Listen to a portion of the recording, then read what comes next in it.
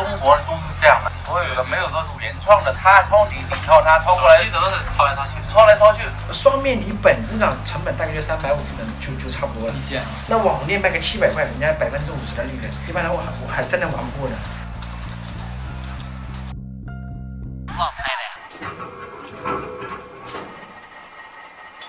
网红电商呢，这2年真的是空前绝后，很多媒体都拍过各种各样的纪录片，甚至 BBC 都拍过，一副欣欣向荣的景象大家都挣了很多钱。但实际上，这跟我们了解的网红这个电商网红的行业不是那么一样。所以我们这一次去杭州呢，我们准备要待上1周，尽可能把我们了解的和行业里面最真实的情况来告诉大家。1.4公里后，红绿灯路口右转。谁会打我们？神经病啊！我觉得不至于。你是那种什么法制新闻看多了呢？现在早上9点，我们刚从酒店来到了在杭州这边的阿里巴巴的总部。因为没有通行证，所以并不能进这个大楼阿里巴巴大家都很熟悉它几乎改变了我们每个人的生活习惯。你天天要逛淘宝，然后用它的支付宝，经常刷的微博，看新闻的 UC， 看视频的优酷、土豆，听音乐的虾米，以及你们点餐的时候的饿了么，买票的大麦网，都是他们家的。他们还投资了很多，可以说你们每一天做的任何的事情都能够跟阿里产生关系。它不光改变了很多行业，而且还产生了一些新兴行业，比如我们这次要来拍摄的网红电商。好的，我们现在来到了九堡，杭州的九堡被称为说是网红电商的一个聚集地。这边有非常多的工厂，可以说随处可见，每一家楼里面全都是工厂。品牌的女装促销，我们带进看看。哇，看有没有那种鞋哦，这个有卖的。这有人穿到了前店后厂，什么样的鞋都有。这个300多，还行。这有黑色。好潮啊！老帅了。这样帅。我们家的男装都，我觉得都挺帅的。1000这个打下来600。640，还可以。摸的。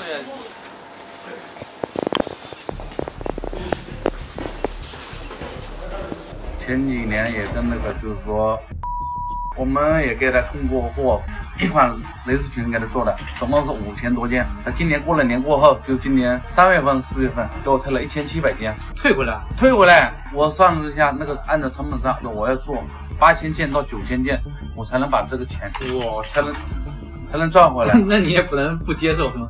那没办法。哦，包放的没问题。不是这放的多。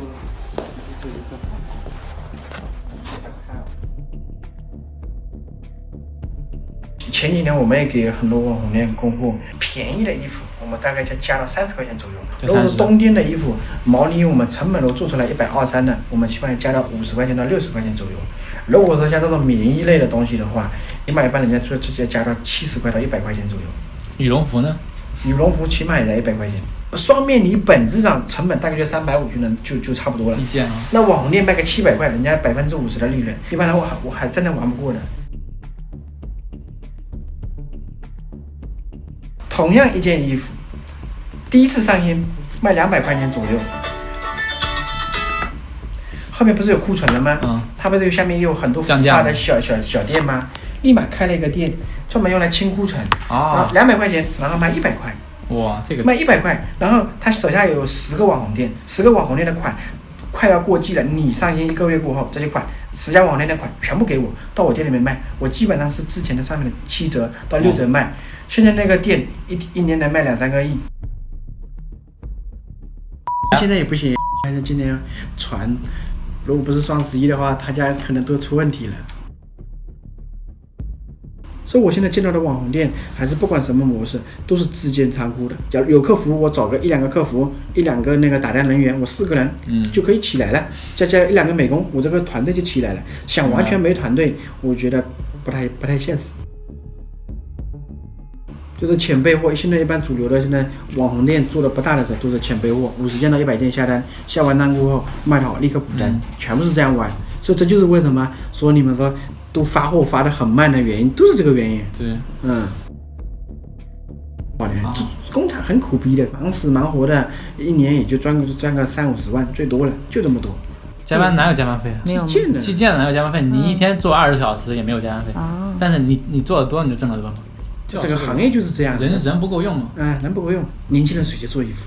你看大学生宁愿拿5000，不要1万块。对，就跟大家整天羡慕工地似的。你要是去做个衣服，你老婆都求不到。好的，我们现在呢刚刚从楼上下来，这边是好多电商公司，非常大。我们今天确实是，逛不了太多，先找个地方吃的。我们今天一天也没有吃个这么像样的饭。这边的环境啊，氛围特别像当年我在广东的那边工厂一样，都是一样的4正4方的豆腐块的楼，里面特别大，不是那么干净，大家都在干活。然后街上呢，都这种卖的比较简陋的食物，也没有那么复杂的装修，但是味道有可能会比你们在高级餐厅吃的还要好吃。当然也没有那么卫生，你可以看到乱七八糟的，很接地气，就可以这么说吧。好，这条街呢，每一家店都是一个小店，里面有很多种獁子毛、狐狸毛。这些都是貂皮，这是獁子毛，那是狐狸。这是狐狸，那狐狸多少钱呢？70。不贵啊，可以考虑买一条。今天呢，我们去了九堡那边，找了一家大规模的一个工厂店，特别跟他们的老板还聊了一下。整个杭州的电商双11基本上不挣钱的。今年所有的杭州做电商的，没有一个人挣钱。这个内幕你们根本都看谁有这个很繁荣的一个景象。我们杭州也是所第1、第2的。双11那一天打算计划做2.5个亿的，对的。总共公司里面前期打算烧钱烧5000万。广告？5000万不是广告，不是广告。那是什么？我一定要把它这个宝贝炒起来的时候，它就是5000万，就早拖，懂我意思吧？就是拖。结果呢，做了1.89个亿，5000万烧完，做了1.89个亿。那是亏吗？搞清楚哈。我给你算笔账嘛，我们正常的淘宝的退货率是20%到25%，20%到30%左右，对不对？我们就按照正常的算，他做了1.89个亿，也就是说我就算他2个亿，2个亿有5000万是自己买的，2个亿的25%的退货率，你看看他有利润吗？你自己算，自己想。没有接触之前，你是很难想象一家电商公司刷单能刷到上千万。这家工厂呢，他们实际上不做电商，人人都在喊网红电商，网红是一切的时候，会有工厂竟然不做电商。其实很简单，他们要求的产品都是偏中高端，而中高端在淘宝上来讲是特别吃亏的，人家卖100，你卖150，即使你告诉他我的做工是非常高级的做工，我的面料要比他好一些，但是那个100的一定会卖得很好。这就是我们今天聊到这个老板痛苦的地方。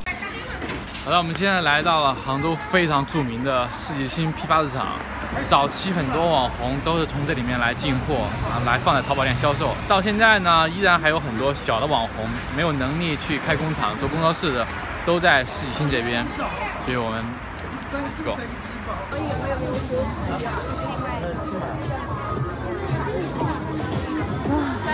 超多的网红款，想要什么网红款这里面都有，大货。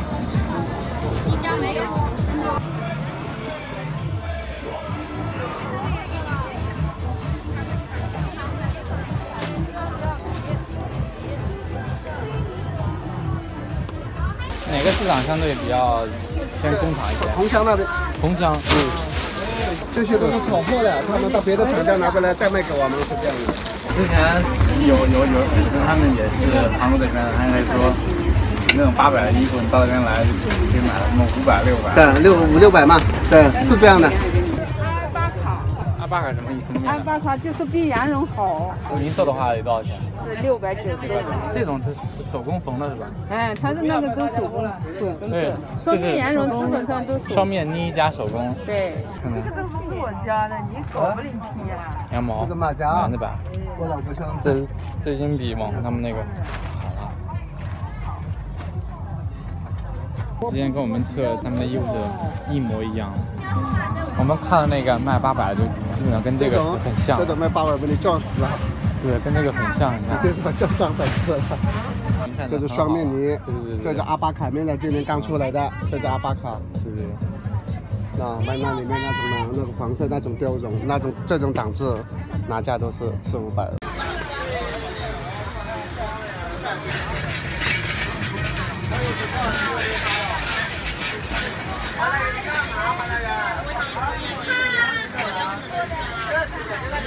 这边呢是四季青市场里面的一个美食城，每天过来批发衣物的店主，然后中午在这边吃饭，吃完饭了以后继续批发，因为从早上3、4点、4、5点开始，一到下午这个时间段全要在这个市场里面挑款。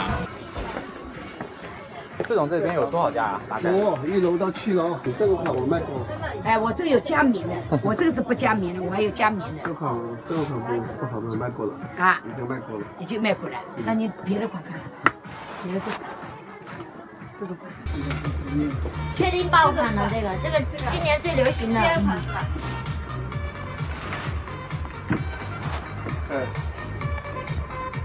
这是你懂吗？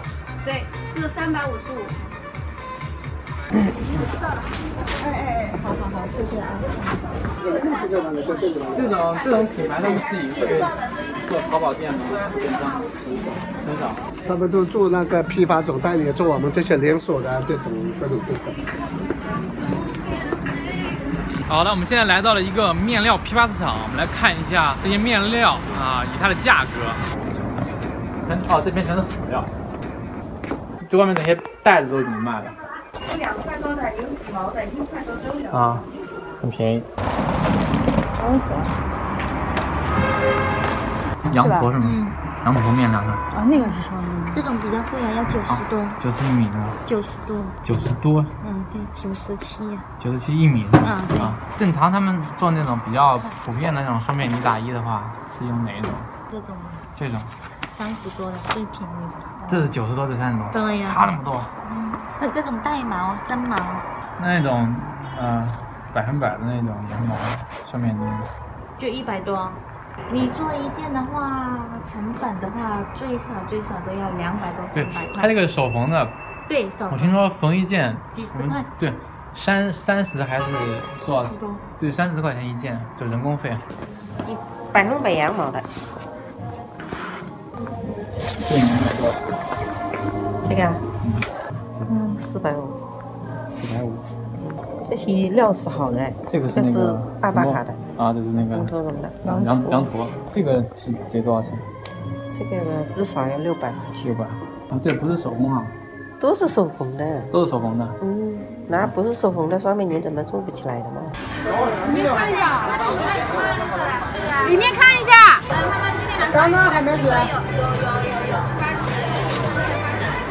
这一条街呢，全都是物流的就是所有的买家从批发市场进完货以后，然后要从这里面走物流，然后这边是大货。每家物流公司都不一样包括快递这边都有，非常忙碌，所有人都是跑着走。今天是周2那应该就是每一天都如此。这种小推车特别像重庆的棒棒军，力气大的可以拉到4、5包，这种就是体力活了。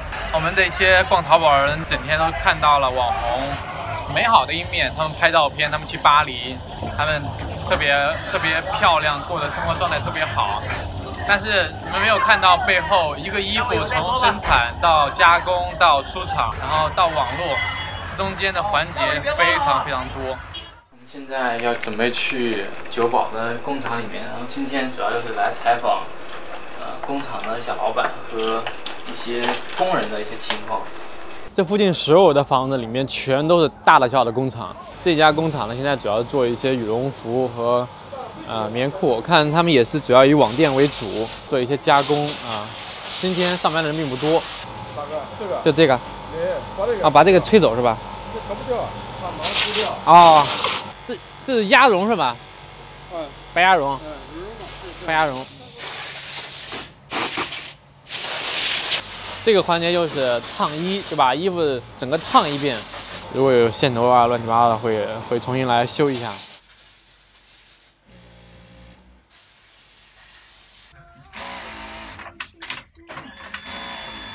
你们这一天能缝多少件？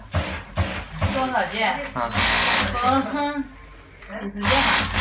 就是每个人负责一道工序啊。没有，我们是做整件，我们2个是夫妻做。夫妻。你们在这个厂做了多少年了？我又做几年了，哪里好赚钱哪里好赚到哪里去。这样1个月你们大概能赚多少钱？那要看什么时候。季节性啊。对。这个旺季的时候。冬天是旺季吗？就这个时候。2、3个月比较好一点嘛。一天做多少小时？ 14-15个吧。14-15个小时。早上8点干到晚上11点。哦，我天哪！一个月你们能休几天？休个鬼！休个鬼！1天都不休。不休，有活干就不休。这个年头没有多少休息的。哦，这毛毛这么多，你们咋不戴口罩啊？看。不戴口罩有啥好像感觉会像缺氧一样。缺氧，不习惯。但是毛毛太多了，受不了这。鼻里面吸的全是毛。特别是冬天还好一点，夏天戴口罩更难受。热。网店和品牌的谁的工艺要求严格一点？那肯定是那个品牌的要严格一点的，网店的是一般般的了。做一件的话，工厂给你们多少钱啊？这个15。15一件。做的不这样子，做的啊，没什么年轻人做这个。因为做这个简单，这个东西1年2年学不会的，我跟你说。给我妈这样嘛，哎。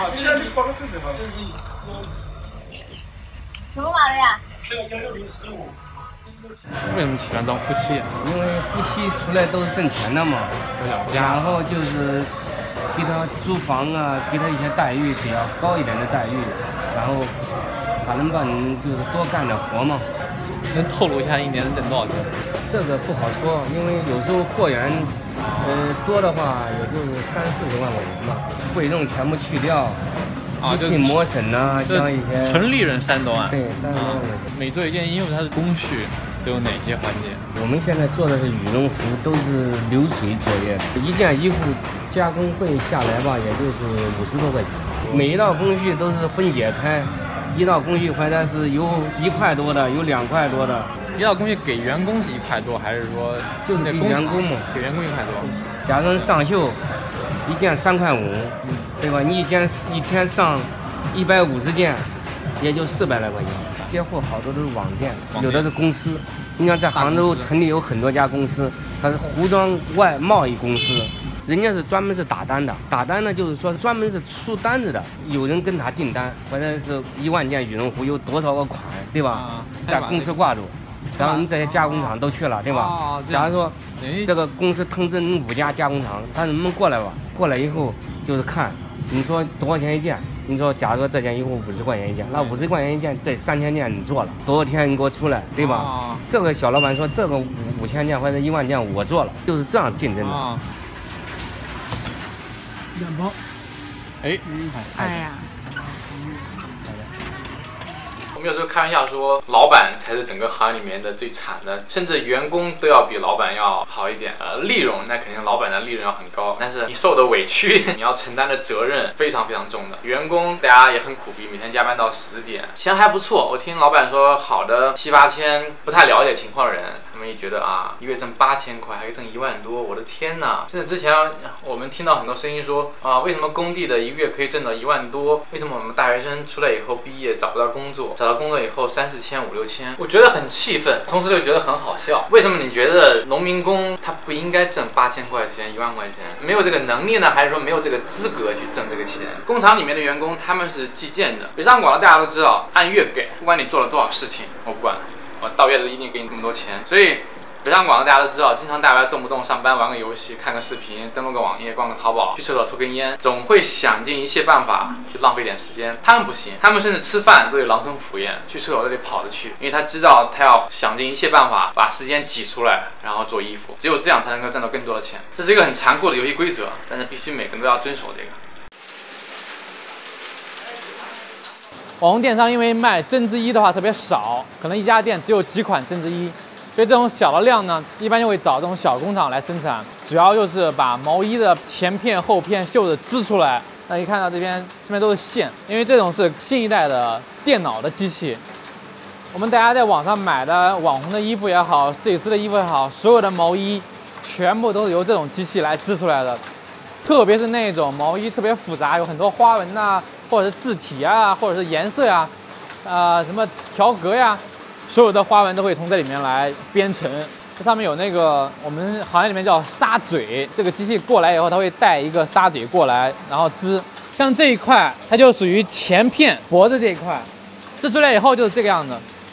这里就是接袖子这一块，然后把它缝在一起，就是一件完整的毛衣了。像这里面就是经常会说的线头，线头就是说后续在缝的时候要处理掉。当年我在广东的时候，我家就是做这种厂子，非常小，其实挣不到多少钱，都是苦力活，一待要待12个小时，你要派2个人，一个人呢负责夜里面，一个负责白天。这种机器太贵了，所以基本上不会让它休息，你要一直让它挣钱。还有比如上面那个线，一团线的这么大，它用完了以后你就要去来换。不过它这个机器呢很智能，它会有报警声，报警声响了以后你就来可以换线呐，或者调整一些问题。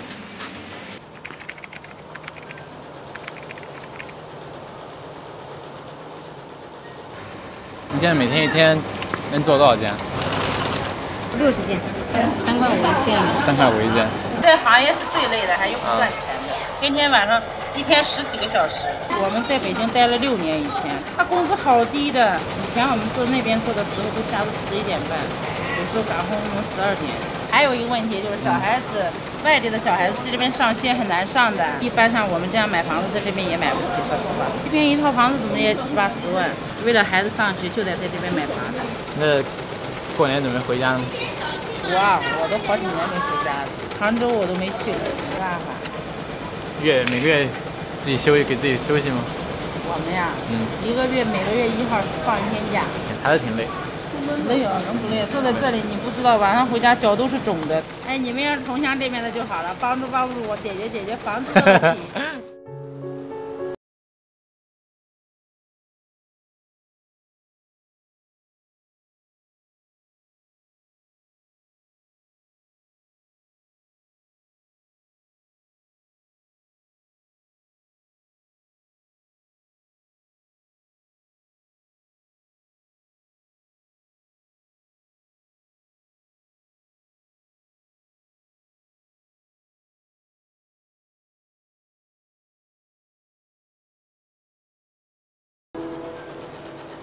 这边呢是离九堡特别近的一个商业街，在乔师，大家看到非常的热闹，非常的繁华，没有高档的商店，没有奢侈品店，只有一些摆地摊的一些特别，甚至可以说特别廉价的一些服装、鞋子，非常有人情味儿，非常接地气。今天是周日，所以很多工厂里面的员工都不上班，都来休息，所以今天特别热闹。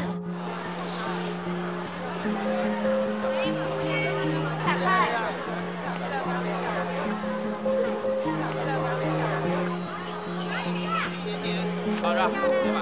质量好着，一样的 K， 一样的带，一样的酒，一样的菜，是吧？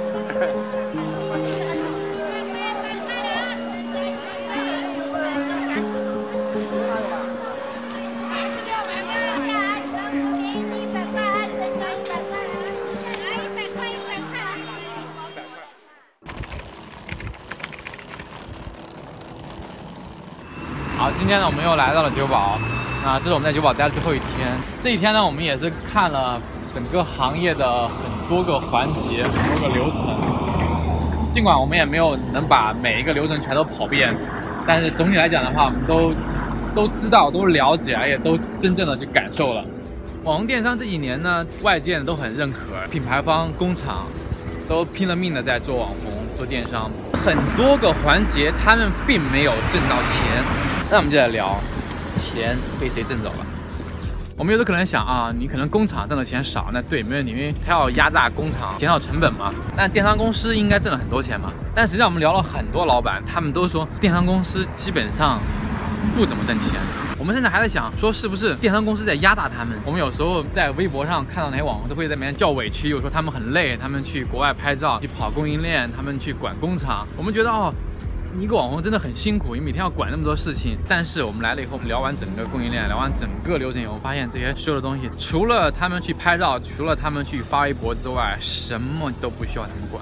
公司里有专业的设计师，有专业的运营，有专业的客服，有专业的仓管，有专业的物流，有专业的推广，拍照有专业的摄影师，不需要你任何操心，你只需要保证你是好看的，你的一切都是粉丝所向往的那种生活状态。我们发现网红的价格也好，体系也好，都非常完整。可是为什么它的品质要比品牌的要差？我不是说一定要去跟多么好的品牌比，随便找一个国产的品牌，你一对比，一定是品牌的要好于他们很多很多。多。但是品牌的衣服贵吗？很多都比网红的价格要便宜。我就在想，我们有没有可能去影响它？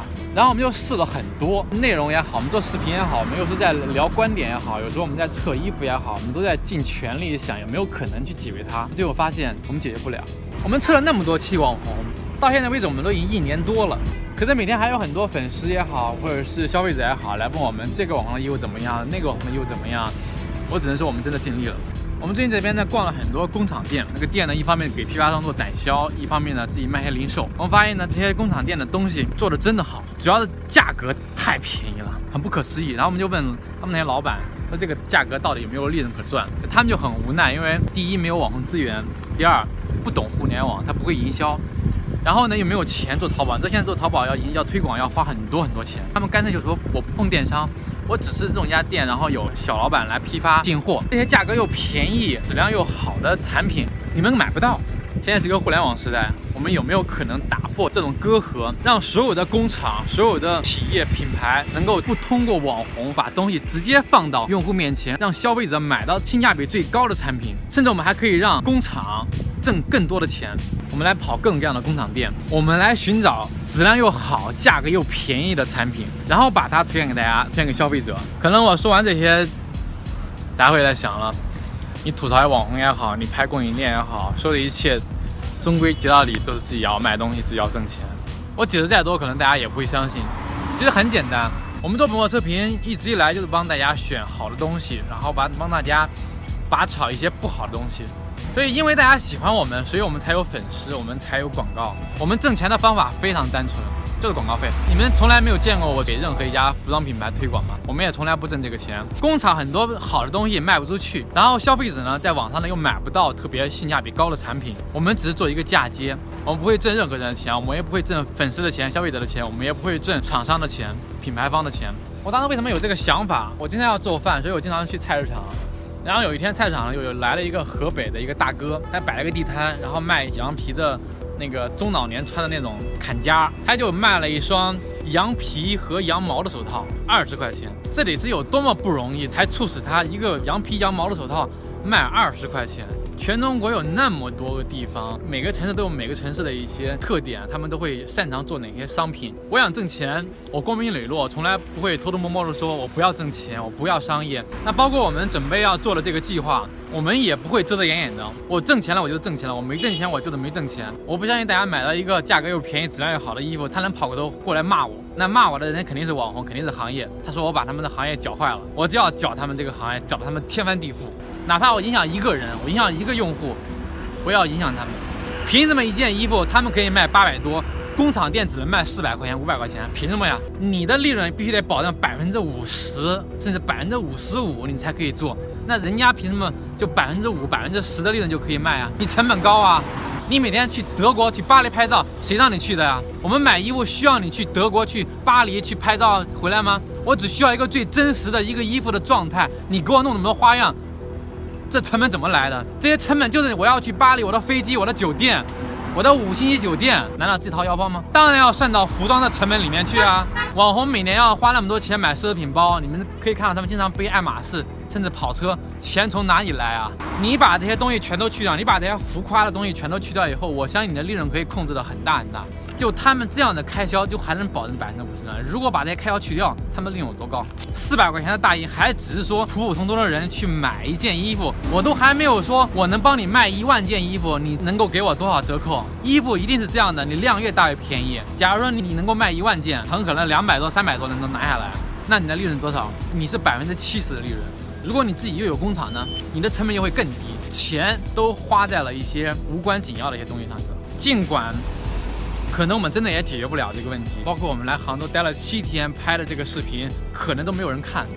但是我问心无愧，因为我真的在做了。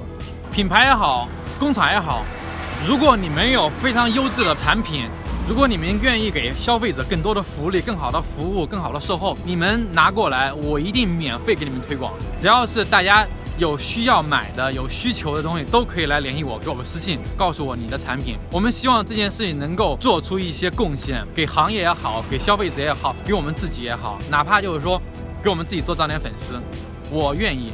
所以，请来给我们留言，请来给我们私信。